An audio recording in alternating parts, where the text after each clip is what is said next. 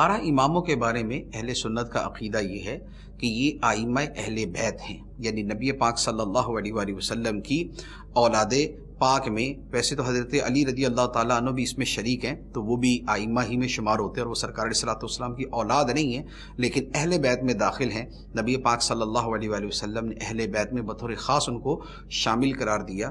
تو اب وہ جو مولا علی شیر خدا رضی اللہ تعالیٰ عنہ کی اولاد پاک ہے، امام حسن حسین ہیں، ان کے بعد امام زین العابدین ہے، پھر امام جعفر صادق ہیں، پھر امام باقر ہیں. تو یہ والا جو سلسلہ ہے یہ امام باقر ہیں، پھر امام جعفر صادق ہیں.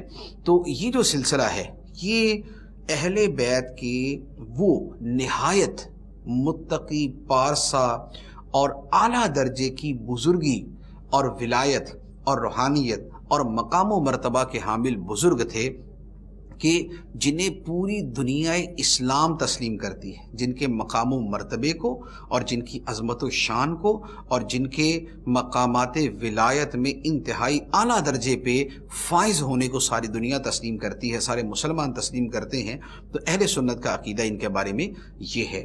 تو لہذا یہ غوثیت کبریٰ کے مقام پر فائز ہستیاں ہیں، اور پھر سادات کرام میں سے ہونے کی وجہ سے ان کو بطور خاص شرف اور کمال حاصل ہے.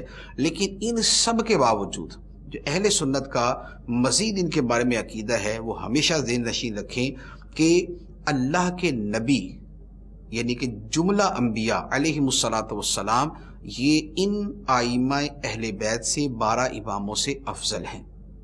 ہمارے نزدیک انبیاء علیہم السلام یہ ساری کائنات سے افضل ہیں. کوئی غیر نبی نہ ان کے برابر ہو سکتا ہے نہ ان سے بڑھ سکتا ہے. اسی طرح جو معصومیت کا عقیدہ ہے وہ بھی اہل سنت کا بہت واضح کلیئر ہے کہ معصوم صرف اللہ کے نبی اور اس کے فرشتے ہوتے ہیں. ہاں یہ ہے کہ یہ ہستیاں محفوظ ہیں کہ اللہ تعالیٰ ان کی حفاظت فرماتا ہے گناہوں کے ارتکاب سے. تو لہٰذا اہل سنت کا جو مذہب ان کے بارے میں ہے وہ ہے اعتدال پر، نہ اس میں افراط ہے نہ اس میں تفریط ہے.